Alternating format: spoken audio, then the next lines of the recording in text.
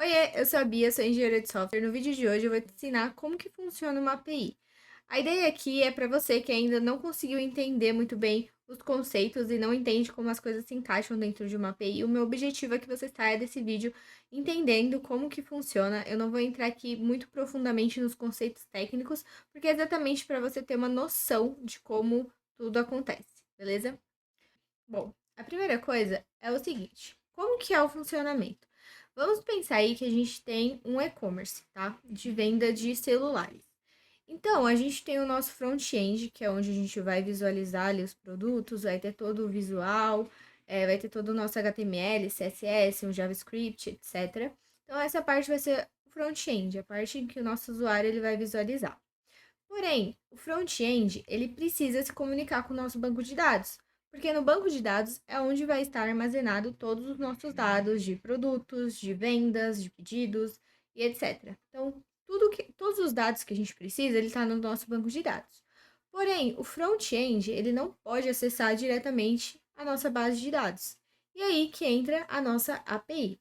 A API ela vai ser o back-end, que é o meio entre o front e o banco de dados. Então, sempre que o front-end quiser, por exemplo, buscar a lista de produtos do banco de dados, ele não pode simplesmente buscar diretamente no banco. Ele precisa primeiro passar pela API. Então, ele vai falar, ó, API, me dá os dados aí dos produtos, e a API vai responder para o front-end quais são os dados ali do produto que ela tem. Beleza? Então, a gente sempre vai ter aí uma requisição do front-end para a nossa API. A gente também pode ter requisições de APIs para APIs, mas eu vou usar aqui o exemplo de front-end só para deixar um pouco mais simples o entendimento, tá? Então, a gente sempre vai fazer requisições, chamadas para a nossa API. Então, aqui no nosso exemplo, a gente tem a request, que é a nossa requisição, para a API, e a API ela vai dar uma resposta que vai ser o nosso response. Então, a gente tem aí dois itens importantes, que é o nosso request e o nosso response. Tá, Bia, mas o que que faz essa comunicação entre as APIs? Como que eu faço essa requisição? Aí que entra o protocolo de comunicação chamado HTTP. O HTTP é o protocolo de comunicação que, na maior parte das vezes, é utilizado e que vai fazer essa comunicação. Junto com o protocolo HTTP, a gente tem os métodos HTTPs. E os métodos HTTP são muito importantes porque são eles que vão nos dizer qual função eu quero realizar. Então, vamos dar um passo aqui para trás e lembrar do nosso CRUD. Se você ainda não ouviu falar sobre um CRUD, ele basicamente é as 4 operações básicas que a gente tem em uma aplicação. Que seria criar, ler, fazer atualizações e deletar. Então, por exemplo, voltando ali no nosso exemplo de e-commerce, eu preciso poder criar produtos, eu preciso poder visualizar, né, fazer a leitura dos produtos que eu tenho, preciso poder atualizar um produto e preciso poder deletar um produto também. Então, basicamente, todas as aplicações que a gente for pensar, a gente vai ter que trabalhar com o CRUD, que são as 4 operações aí básicas, né? E aí, quando a gente fala dos métodos HTTPs, é a forma que a gente fala qual dessas opções aqui a gente vai requisitar para a nossa API. Então, quando a gente fala do create, a gente vai ter o post, que vai ser o método HTTP que é para fazer a criação de algum recurso. Quando a gente fala sobre read, a gente vai ter o get. E quando a gente fala sobre update, a gente pode ter o put, a gente pode ter o patch, mas não vou entrar nos méritos aqui da diferença de cada um. E o delete, a gente tem o delete também. Bia, tem outros métodos HTTPs? Tem, mas esses 4 aqui são o que a gente vai focar hoje para vocês entenderem aí o funcionamento. Beleza. Então, o protocolo que faz a comunicação entre o nosso front-end e nossa API vai ser o HTTP. E o método que a gente vai usar vai ser os métodos HTTPs, que vai dizer para a gente qual é o tipo de requisição que a gente vai estar fazendo. Então, qual que é a ação que a gente quer que o nosso back-end tome. Beleza. Aí a gente entra num outro ponto aqui. Quando a requisição ela chega na API, ela precisa saber qual caminho ela vai tomar, qual que é a lógica que ela vai seguir, qual que é a requisição que ela vai fazer para o banco. E é por isso que a gente tem as rotas. ou também conhecidos como endpoints. Os endpoints são o caminho que a gente vai requisitar que a nossa API siga. Então, dando um exemplo aqui, se a gente quer criar um produto, então lá no nosso front-end a gente vai requisitar o endpoint criar produto. E aí, quando eu bater aqui na minha API, eu vou saber exatamente qual bloco de código eu preciso executar para criar um produto, que vai ser o que se referir a esse endpoint aqui. Ah, eu preciso listar produtos. Eu também posso ter aqui um endpoint, que quando eu fizer a requisição aqui do front para minha API, eu vou conseguir aí saber qual bloco de código eu vou executar também para listar os produtos. Então, é como se fosse o caminho ali que a nossa API precisa seguir. Então, a gente tem aí a construção dos itens da nossa requisição. Então, a gente já sabe que a gente precisa do método HTTP. A gente também precisa de um endpoint para a API saber qual caminho ela vai seguir. E aí, a gente tem um outro ponto que são os parâmetros ou o corpo da requisição. Geralmente, para os parâmetros e para o corpo da requisição, a gente utiliza o JSON, tá bom? E aí, como que funciona essa questão dos parâmetros? Vamos supor que a gente quer listar um produto específico, tá? Então, a gente quer aí listar produto. Como que eu vou saber qual que é o produto que eu preciso buscar do banco de dados?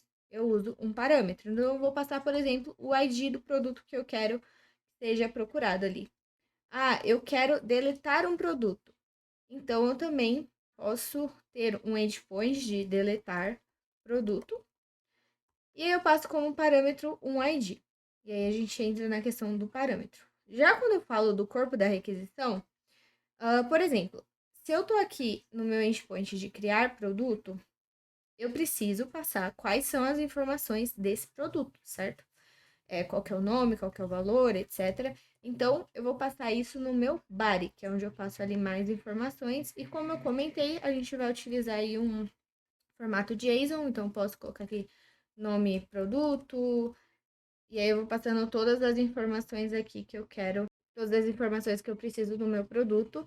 Isso também serve ali para o meu update, etc. Beleza, vamos simplificar um pouco mais aqui então, tá? Vamos supor que a gente quer ali listar todos os produtos. Qual que vai ser o endpoint que eu vou buscar? Eu vou buscar no meu endpoint listar produtos, que eu tenho lá na minha API. Além disso, na minha requisição, além do endpoint, eu vou ter que passar também qual que é o método. Então, qual que é o método que a gente vai precisar aqui? Como a gente quer fazer uma leitura no banco, a gente vai usar o get. Então, get. E aí, aqui no caso, eu posso passar como parâmetro um limite de produtos que eu quero listar. Então, eu posso passar aqui no endpoint mesmo um parâmetro que vai ser 1000, por exemplo.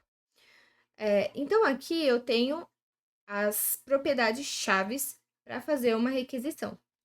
É claro que eu tenho outras propriedades, como token, questão de autorização, etc. Mas aqui a gente vai entrar só no básico mesmo, que são esses pontos. Então, só recapitulando aqui, tá? A gente tem ali a nossa API, que vai ser o meio entre o front-end e o nosso banco de dados.